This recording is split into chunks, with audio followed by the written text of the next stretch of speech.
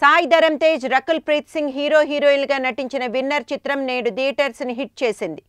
ఈ మూవీని director Gopichand Malineni తెరకెక్కించారు.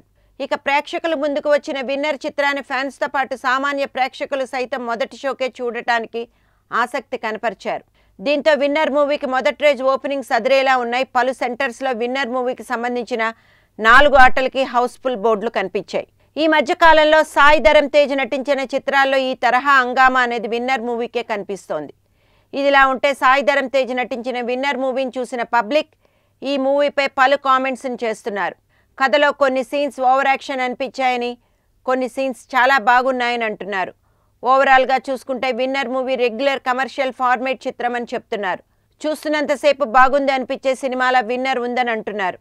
Winner మూవీకి విభిన్నంగా ప్రమోషన్ యాక్టివిటీస్ చేపట్టడంతో ప్రతి ఒక్కరికి విన్నర్ మూవీపై ఓ ఆసక్తి క్రియేట్ అయ్యింది. దీని కారణంగా చాలా మంది ప్రేక్షకులు విన్నర్ మూవీకి రావటం జరిగింది. డైరెక్టర్ గోపీచంద్ మలినేని ఈ కథపై కాస్త జాగ్రత్త చూపించినట్టయితే ఇంకాస్త బాగుండేదని పబ్లిక్ నుండి వస్తున్న కామెంట్స్. ఒకప్పుడు మెగాస్టార్ చిరంజీవి చేసిన హార్స్ రైడింగ్ గుర్తుకు వస్తుంది. అంతేకాదు ఈ సినిమాలో కూడా తన మామయ్య చిరంజీవి, పవన్ కళ్యాణ్లను అనుసరిస్తూ కొన్ని డైలాగులు కూడా బాగా ఆకట్టుకున్నాయి. స్టోరీ పరంగా చూస్తూ పాత సినిమాలు గుర్తుకు వస్తున్న టేకింగ్ కొత్తగా అనిపించింది. నిన్న మహాశివరాత్రి కావడంతో ఈ మూవీని చూడటానికి యూత్ ఎక్కువగా థియేటర్స్కి వచ్చారు.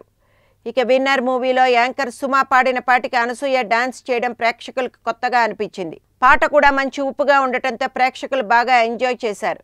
విన్నర్ మూవీపై పాజిటివ్ టాక్ రావడంతో డిస్ట్రిబ్యూటర్స్ కాస్త రిలీఫ్ని పొందారని చెప్పవచ్చు.